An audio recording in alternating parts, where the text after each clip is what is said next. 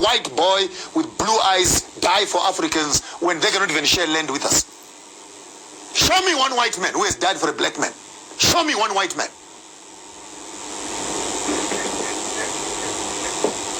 25 million people dead in the sea on their way to America for slavery. 15 million people dead in Congo. 25 plus 15, 40 million plus people dead. And all their blood means nothing except the blood of a white boy. If you are going to do theology, do it correctly. Do it correctly. And give me an option. If I want to believe in a white Jesus, I'll believe in a white Jesus. If I want to believe in a black Jesus, I'll believe in a black Jesus. But if you want to be true to the biblical text, then be honest as theologians. And I'm embarrassed to be... Yo, no vil all me dog, but I'm a seer my vagban cafe apology. Uncle ye them name in the Vamojija, but not subscribe, I recommend my video play. I'm in of you, elevator. Egbe no swede come maga fia, aloma ponuchon. Inye magbabe nkeke ne alo nkeke aton anya he Ghana education to kwa gbara le kodo inye vame fenya alo vame pon nu fa fia nyu susu chon in otherwise my review nyu susu chwa gbaleon me ma pon video na elenkude nu jode agbaleji alo nu yon da agbale emela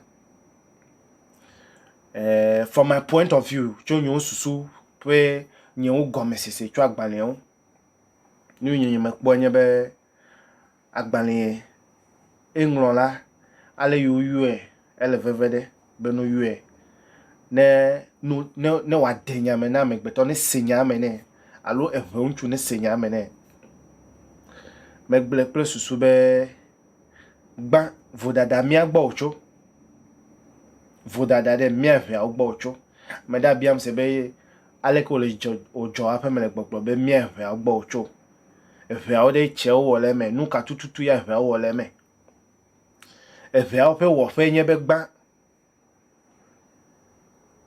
agbalen ya togbi mele na de vione wasro gban to ema agbalen ya togbi ne wa fia de viewe be fara o pe statue le Egypt de onge ngotile nu de mi atogbe we ma agbalen de kemele onye me pokede de kenwu in the le de view pakpaji magblen ya de me na enye fe ntwe pe jono na po be eso alo meso nu imele gbogbo enye be hey yovo va mi agbore alo nye hemeje class 1 de enu ofiam gban ya nye A for Adam, B for Bethlehem. O kope subo prope ABCD, o pe alphabet. Kofiam o pe kocha. Ta hemele chichide, nye mechi be nye menya Jesus o menye. Ya ta meton va itona de ataroji blona FM enya in the name of Mau. Alo man fen kome ya bule feme ya ta me ko fo bubu ko na mi anto mi awe be agban me pole me do class 6 alo class 4 5 ma o me afa me va kede agban de won de jibe mausi inye clou ple no fie nyon vi penya ya me hran gbanle nu fe fia su gbale me ye me globe fe gbanle o me lo awo efe gbalon le voye ya tututu yiwa ko fia de vie ocho gome jejede mele ta fo bubu gbanto e yina mi efe we professor we mi bia se be agbanle won de mi afa nya jojo tututu na me de be 11 todi ne wa po efe we mi afa agbanle won de mi jo ya ko mi jo mi zo kaka tepe yo mi zo pete ejebe no one after the other dukpokplo fanyai e fia dudu fanyai mi ape dukplo la ode e ma me ka wo mi ape fia we de wa wo ka they are the traditional leaders mi no veme ye vu ko ga cover print Bible kple hadzigbalẽ ouais. Mana mi nyo mi le hele. Elle est ipide yata me le solimeto le very responsible. Elle est ipime elle est arisime. Elle est Bible elle est begbeme. Vo ton o fe history o menye. Trop bien de ku yo sebe a mai oki. Mega blame bluncholo, ma blame. Swede ko mi a blame be. Me bia nyata se afo mun da gbalemo. Ne wa kanku mene ya ojebe no. No kanku mene. Bo me fo nu do ame un sigbo. O me fia de vio unu sigbo. No otherwise, ye me blame wo me no le comment do tebe ame do vai po position ma on no hadebe amekane nya. No nye nya te pe pa intellectual o fe agbale ngonglo ela so so vide. Na educationist ma we. Me didio video le yi le gbogbo. Ame ko dreadlock ko ide suku home. Obe pasi vo dreadlock ta yo ma hwede suku home. You see how we are? Dolele yamile. Yata ne o globe. Amesia me kule tak bogbe gbele la mesia me nwure. Nyatepo onye. Nyatepo onye be tak bogbe gbele la mesia me kule. Akpo amie wa black coat a black painting. Abe yovo we. Vo tak bogbe gbele le. Nyemenya yovo we. Yo nya gbiye dodo. Vo menya ngonglo. Menya me gbeto yo ji le Britain. Onya yevu gbiye dodo vo menya ngonglo. Nyenglo yevu gbiye to nye gbagba ya lo ya me kono nu fiawe. I work in hotel, I live in hotel. I know what happens. Then you me one other kele hotel if I dare ya me we. I have experience there. You play foreigners wo mi cha. Enya gblo me le bede. Agbale obede no miawe wo juju na mewe footballers we. Agbale obede ne no miawo de me dana ko wa. Mi da ko de. Miawo de me dana ko le fe me wa. Ejirime va ma mi ado me wa. Ma china we. Ne me ko in a bigger picture. Nu me di me ma fiawo le alonu mi ato ya le fa fia la gbale me cho de vi fe. Ne mi menya we ya nyebe in the same way politics. Politics wole. Bene mi avia o mi kpo mi ano wola. Mi lo na mi afe mi wona favor na mi ano we. Mi kpo na no blanu na mi ano we. In otherwise, justice me wo dole mi adomo. Nou kata me le gbogbo politics here NDC plein pipi pa gbe yo le nono. E ya pe small seed ya o le soso le devio me, o le papa le devio me. E nou me le gbogbo na we ma. O le coup e coup fa e coup tribal war fe coup ya o le fafa le devio me.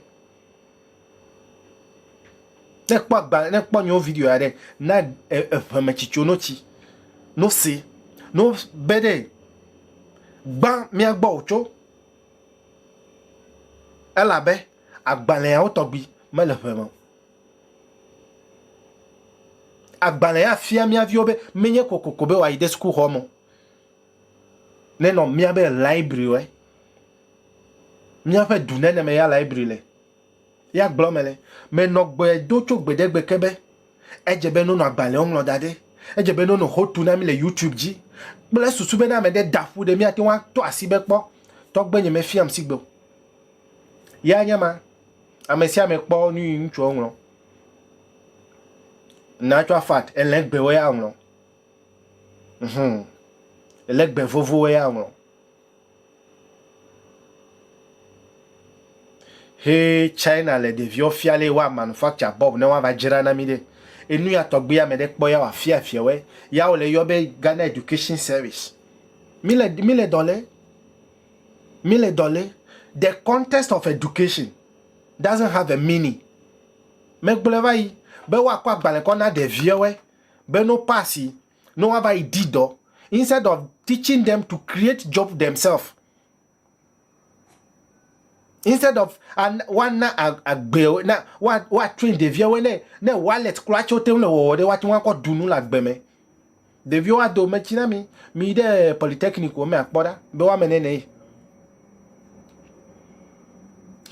e ga trova mi efe ogbo mi afa teacher we le fe me mi afa teacher we le fe me be de ne ele fe me ya edibe mi awo de ka jogbenyo ne va fe de vie no china gbe ne vivide nu yo jebe na wo enye be nu si anu kure bia question mega po me gbe o it start individually nele nye po fifu la me de ko me cho ya me gede moji o I did couple of research after me va do de moji me kanu me vide after me va do de moji me be va po nyo video yo va o fe venir akpo be nyanya na kele YouTube won gameme la mesiolo ne de gamele tuntu tote YouTube afavi mi avu wi ni mele gbogbo yen be de me no blog be si agbe via mi na mi wo history o mi nlo ko dade nyansa me nyame de carpenter molo ne mi po volume 1 mi awo volume 2 togbe asimesi togbe chali togbe kofi check togbe kagbo efe volume 1 volume 2 volume 3 enu o nlo ya mi afofu fete e kema mi avia wode mi ade asi agbanliete obe nyajojo le mi abo history le mi adegbe mo le ha mi ape history nyema mi mele wonyo de ta obe you afia mi yanyema oba le afia mi benuka ebe I enjoy music and dancing po mi abo voter da river voter le ka pa ko po tilapia ko po e po natural resource yo na mi a e je ya mi jirana ape mi zwa gatowe mon li yami duo mon li glo mi de ekponu le de viofia bo mi anto ele wolo mele glo mi anto mi cho Nigeria cho gbadagba o fe gli mele fma ko va Benin duo me ko va Togo me ko va Ghana me mi no fma na no mami nyon mega wo de ka ne mi to mi no aviefa agbalanye mo va ngo ko va de mi abe vio pa si me be de vio no sro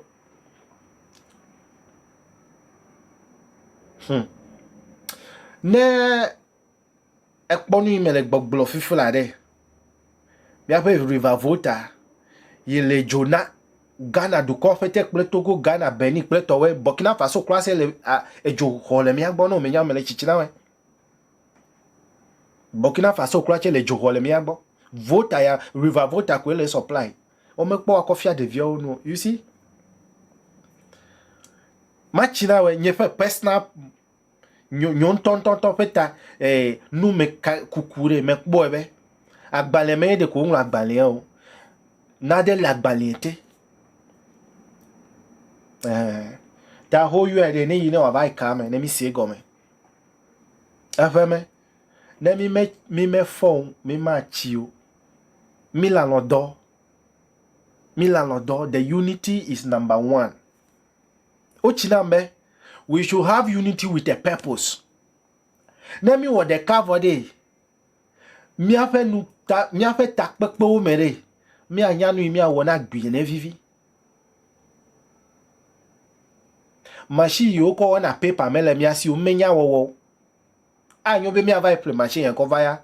Vo paper awola ode o le mi asia. Do we have people who are technical know how to already prepare paper na de vio no ko soro no nyebe yo vo be imaga supply miwa. Ya ko mi la viefa. Mekpa vovolo ele solimo be solimo consider gbanto brother gbanto fida gbanto youth meeting no cafe meeting ne le de nyemegbe o. But look at your life. You are still a slave. The most enlightened Christian is the most enslaved person. Blomele na we. O menya o china be volé Yesu Christ o me no vien. O me volé mo. Ne me fono di makova idofma ya ta ko mi chimegbe. We are not improving.